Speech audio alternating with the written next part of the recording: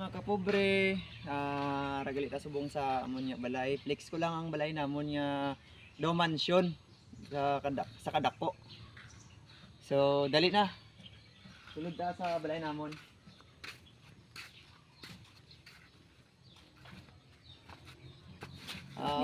Amo gali ning kwarto namon mga kapobre, ang gamit namon nya ano is trapal na lang.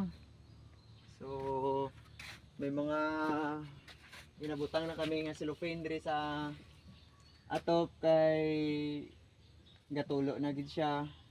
So amo ning isa namon ka kwarto nga may aircon. Muna siya. So ara pa di sa taas mga kapobre.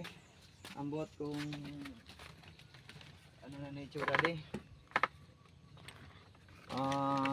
Dulong. Ang salog namon di mga kapobre